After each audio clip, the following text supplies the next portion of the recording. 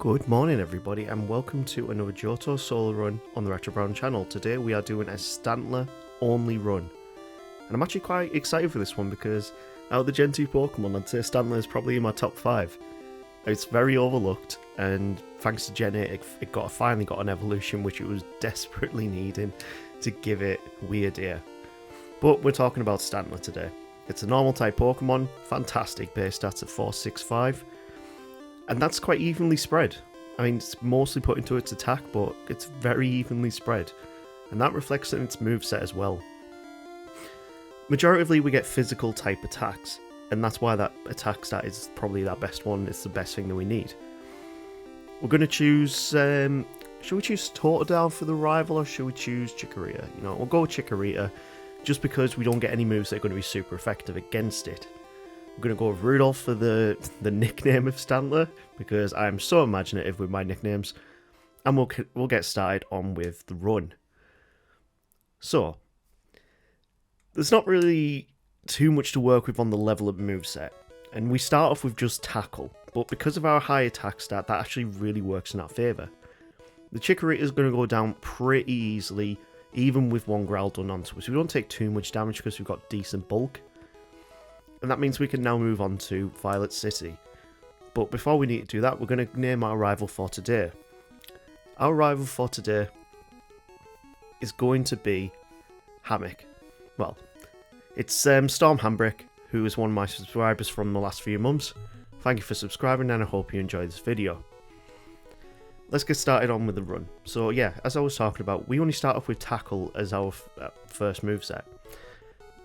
And we don't get another move until level 8, which really isn't going to help us in the first gym. We get Leer at level 8, which isn't really the most crucial move we need for this point in the game. But before we even get to Falconer in the gym, we need to go against Birdkeeper Abe, who usually gives me a bit of a tough time. And at level 6 we can't beat Birdkeeper Abe. We can do it at level 7, we just needed that extra little bit of bulk.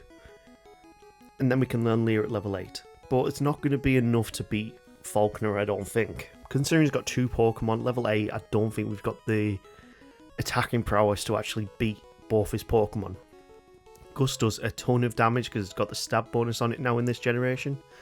So we need to go and level up a little bit more. And Sprout Tower's perfect place to go and do that.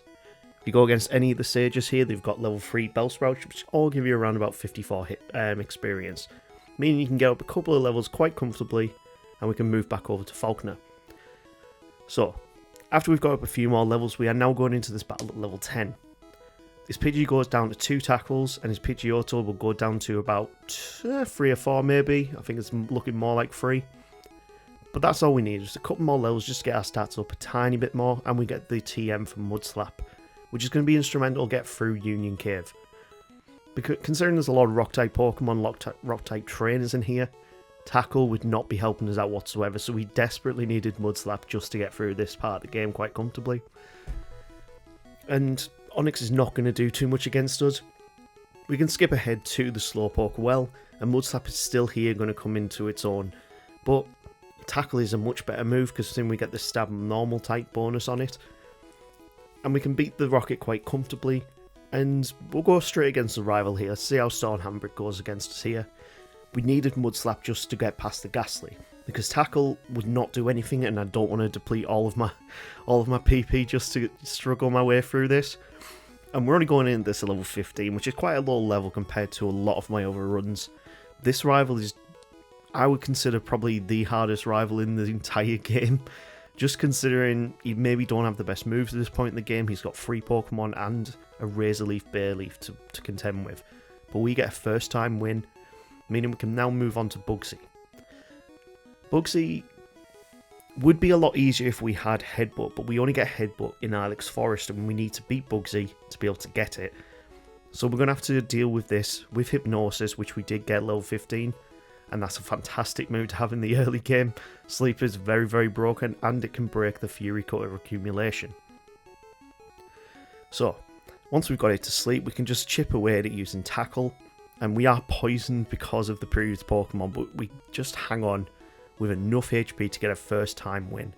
So strangely, Falconer has been the only one so far who's not been able to who was being able to beat us first time. And that's weird, because considering Falkner is widely regarded as the worst gym leader in all of Pokemon, really. So, we've now gone to Ilex Forest, we can pick up Headbutt, and that's a fantastic addition to our moveset, because Tackle is not very powerful, and Headbutt's got twice as much power behind it, and we've got that stab bonus, so yeah, we've got a very powerful move on our roster. It's not enough to take down the Clefairy one, but couple that with Hypnosis. Even if we get down at low HP because of the Miltank's rollout, we can cancel out that rollout's accumulation, and while it's asleep, Headbutt it to success.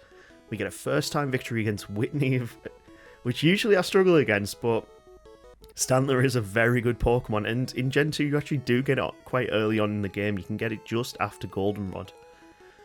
That brings us to Morty. Now, this is going to be interesting because we actually can't learn Dig.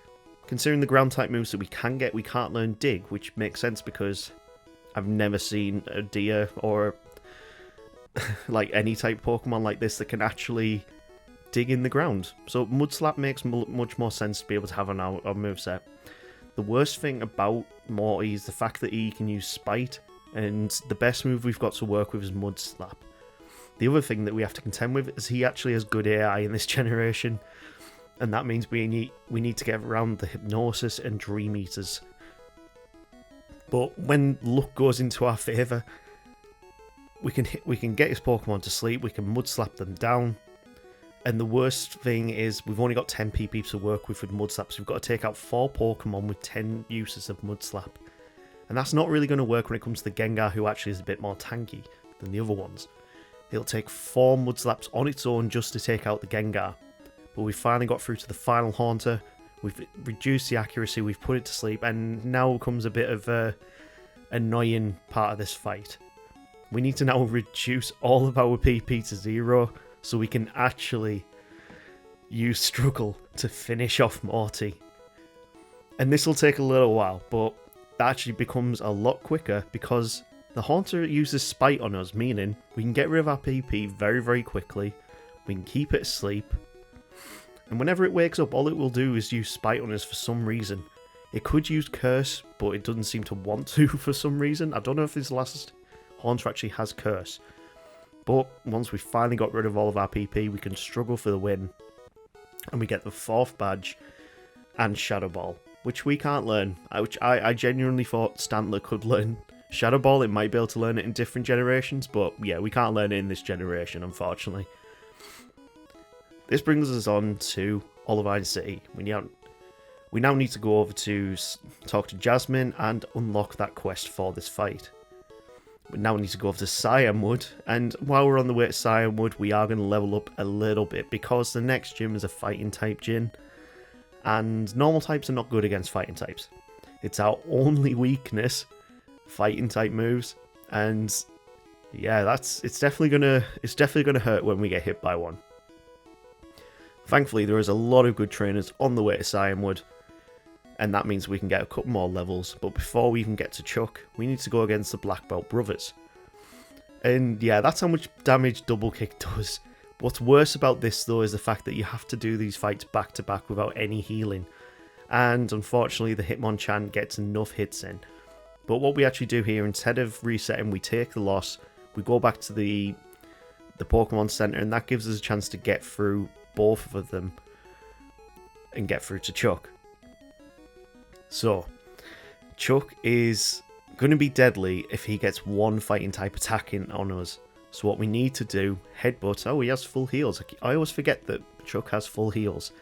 That doesn't work in our favour considering Hypnosis has such a bad hit rate. I mean, look at that on the side. It's got 60% accuracy. And yeah, we get hit by a Dynamic Punch, which only has 50% accuracy, so that's really, really annoying. But when Hypnosis works in our favour, this is our second attempt here. It doesn't work in our favour the first 2 times.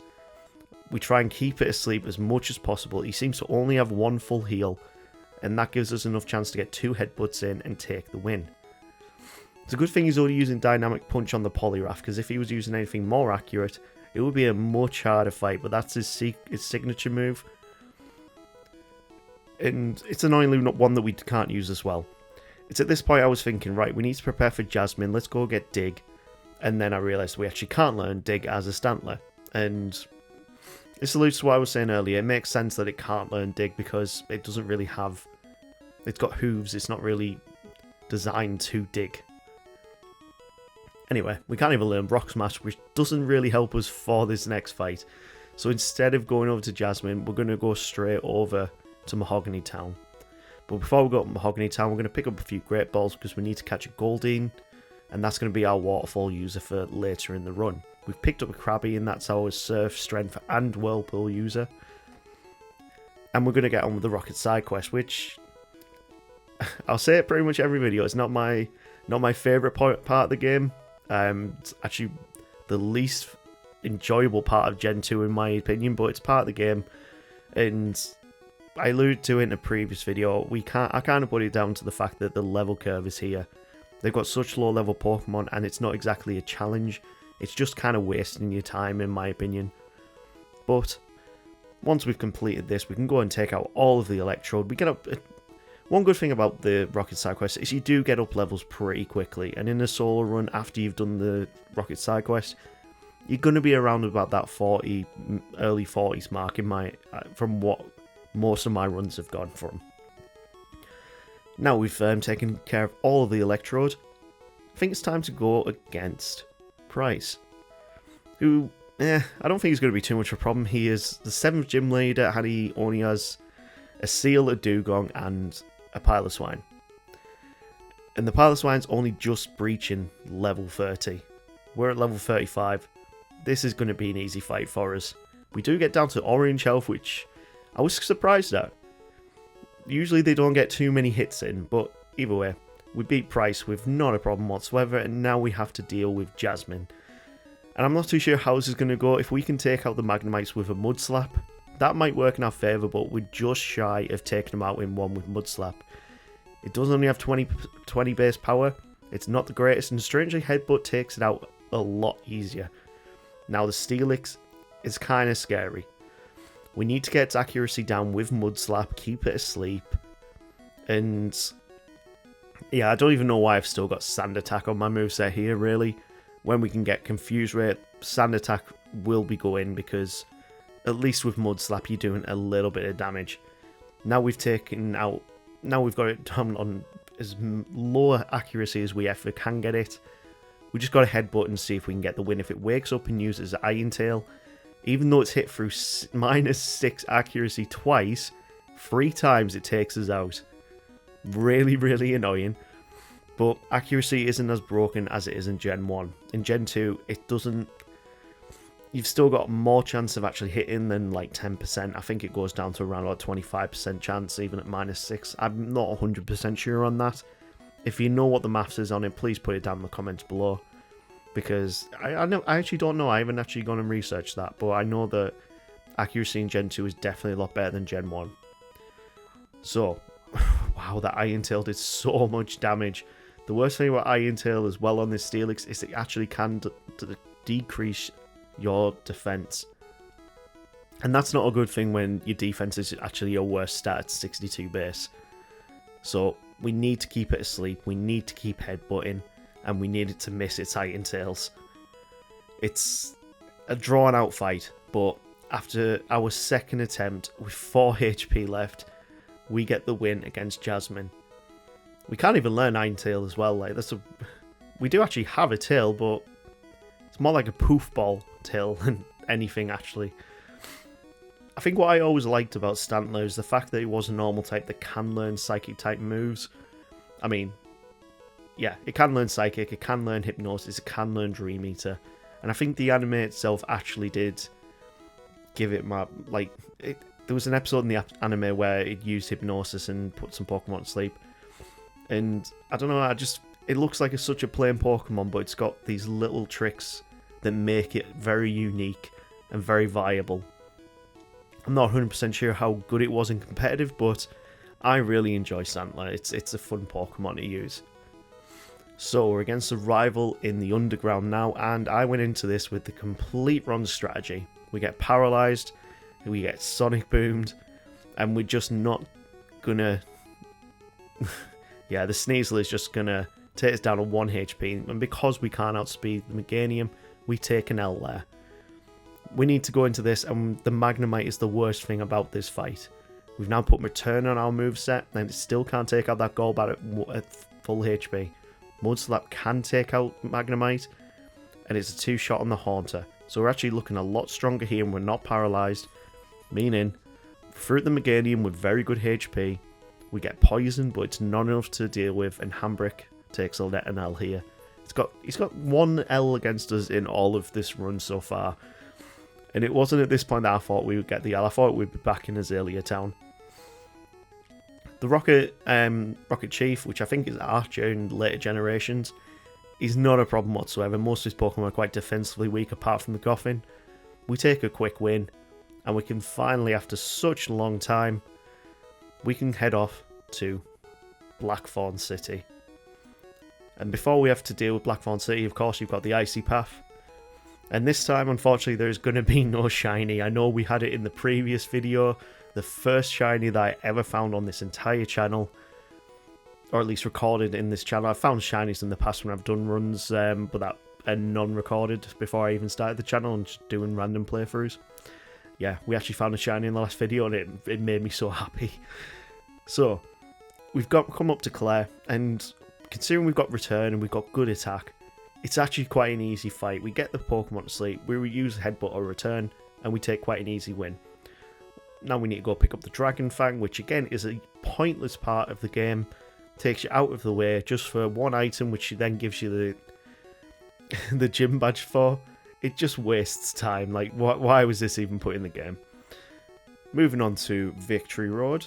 If you go down this point here instead of going against the rival straight away, you can pick up the TM for Earthquake, which is going to be our most powerful move on our arsenal, apart from Return, of course, because usually at this point in the game, your friendship is very, very high. If you're doing a solo run, if you're only using 1 Pokemon, yeah, you've got a very, very high friendship with them by this point in the game, which is why we're going with the Earthquake and Return combo. Earthquake for the type variety, Return because we get the stab bonus on it. But of course, in this generation, Earthquake can take out Magnemites in 1 because it doesn't have the Levitate ability. Same with the Gengar as well. And we just sweep through his entire team, taking barely any damage. The Meganium, well, we don't take any damage whatsoever. Storm Hambrick, yeah, this time we take the win. That brings us on to the Elite Four. Now I'm excited for this one. Will doesn't have a good answer for us. Neither does Koga, really. The only Elite Four member that I'm worried about is actually going to be Bruno for once. And that's because in the however many videos I've done on this channel for Gen 2 now, his Cross-Chop Machamp is deadly. If you're a normal type Pokemon doing a run, if he uses Cross-Chop on you, most times than not, it's a 1-hit KO. It's a very powerful move, and it is the way that we actually managed to do the Smeargle run back right at the start of the Gen 2 runs on this channel. A lot of Koga's Pokemon are weak to ground type moves, and we also now get Confuse Ray. So I'm going to get rid of Mudslap for that. It gives us 1 more status effect that we can inflict, and a bit more variety to work with. So, the Fortress is now going to be a trolly bastard and use Explosion on us. And then he laughs at us when we go back into the fight. That Fortress is actually giving me some trouble in quite a lot of the videos because of the move Explosion. It comes out of nowhere, you don't expect it. And yeah, I think a lot of Fortress moves comes completely at random. But this time we get it confused, we get it to sleep, giving it as many boons as possible before it can actually do any damage to us, and we'll take it down with Return, moving us on to the final Pokemon. First up is Muck, that should go down to an Earthquake, and last up is Crobat, which we can only use Return on. He goes straight for the double team and then the full restore, meaning, yeah, this is now coming down right down to the wire. We confuse it, and we're on 15 HP, so we go for the Hail Mary Hypnosis, and then he uses full heal. He then hits himself in Confusion, and he then hits himself in Confusion again for the win. I thought we'd have to go and try and struggle strats there, but thankfully it worked in our favour. This brings us on to Bruno, and you're going to see here why it's really annoying. What I like about the Hitmontop at the start, reason why we've got Earthquake and it takes the win there, Earthquake still hits if the Pokemon is dug underground, which makes sense. Anyway, Hitmonchan, Hitmonlee, they all go down pretty quickly, but the Hitmonchamp, yeah, that's why I was scared of Cross Chop. It just completely obliterated us. Next time round, we get a high roll on the return, meaning Hitmontop doesn't give us any damage, and we get through to the Hitmonchan with it, and then we first take damage. So we're actually going for the Hypnosis this time. This is what I should have done the first chance, and 2 returns can take it down. So Hypnosis was the move that gets us past the scariest trainer on this run. Yeah, Bruno is actually the scariest trainer on this run, believe it or not. Karen is not going to be a problem here. Usually she's actually kind of a problem, but we've got a decent attacking Pokemon, meaning we've got a variety of moves that can take out all of the Pokemon. Earthquake, oh god, we got cursed. Murkrow is very defensively weak. It goes down to 1 return. That just brings out the Houndoom. We miss a return, getting hit by the curse, and we need to get a 1-hit KO to get the win. We do, and if we'd not hit that, curse would have killed us there. That brings us on to the champion, which is also kind of scary because all of his Pokemon are flying type Pokemon, meaning we can't use Earthquake here. We need to rely on return to get us through this entire fight, which is not going to be easy considering he has Aerodactyl and that's a rock flying type Pokemon. We need to get him to sleep, we need to outspeed, and then we need to hit him down with return. And what we need to avoid, of course, is paralysis. This is so synonymous with this generation. Their strategies they just want to put these status effects on you constantly, and it is draining on some runs when you could probably get paralyzed in every single fight leading up to the final one. It just takes so much time off it. You take damage. It's annoying. It really is annoying. So, most Dragonites are down now. We get a critical hit on this one, and we got an Aerodactyl to deal with. So we're going to go for Hypnosis, we're going to go Confuse Ray, and then we'll chip away with it with Return. Good thing we've got the normal type stab bonus, because that is meaning that it does a lot of damage on Aerodactyl. Charizard, if it gets a Flamethrower off, will do big damage because our special defense is, again, one of our weaker stats. But we managed to power through. We get the final Dragonite to sleep. He goes for a full restore. We put it back to sleep. He goes for a full heal. And that gives us the chance to get 2 returns in, outspeed, and take the win. Stantler has become the Pokemon League champion on its own. And you know, actually at a very low level comparatively to a lot of these runs. So I'm very, very pleased with that. At level 52, that is, yeah, not many Pokemon do it at such a low level. And at a time of 4 hours and 32 minutes, that's pretty damn quick. I think the level will bring it up in the standings, like the rankings. But I'm actually very, very happy with that. I really wish we kind of got just around about 4 hours, but we did hit a lot of roadblocks where we were having to use multiple moves in a fight. We couldn't take things out in one, especially when we had Mudslap to work with. But yeah. Anyway, let's talk about Kanto, because we have 2 strong trainers to contend with here. And we're going into this fight against Blue at level 59, going into level 60. We've still got Return, Earthquake, Hypnosis, and Confuse Ray working with. And the Rhydon gets a lot of hits in. We've got Psychic on our moveset now. We've actually got rid of Confuse Ray, so we've actually got a bit of type variation now. But Return is still our best move. It really is still our best move. Earthquake will just decimate that Arcanine. And if he'd gone for an Extreme Speed there, he probably would have won. I don't know why he didn't go for Extreme Speed, but we take a first time win, and that brings us on to the final fight in this run. Let's see how much of a problem Red is going to give us. We're going straight into this fight at level 60, and the Pikachu does ridiculous damage. I'm going to have to think of a different strategy here. But with the move variation we actually have, there is a great strategy we can use. At level 68, we go back into this fight, and everything we are banking on is pretty much to get the Pokemon to sleep. Espeon is the biggest threat on this team, Pikachu will go down to 1 return. We need to get it to sleep on the first turn and get past this Espeon as quick as possible. Pretty much because we want to get through to the Snorlax, and if he does damage us, we can then use Dream Eater to get our HP back. I've not used any stat boosting items in this entire run, and he goes for the Venusaur. Perfect Pokemon to now Dream Eater because it's super effective. We can get back up to full HP. Going into the Charizard, there's 2 Pokemon left here. Hypnosis is just paying dividends in this run. 60% accuracy, but it is just paying dividends. We get the Blastoise to sleep. We Dream Eater to get back up to just over half HP. And that's just going to be enough to tank a hit if he did wake up. But there we go. Stantler beats Red before level 70. There are not many Pokemon I've done a run with where they had to be under level 70 to beat Red.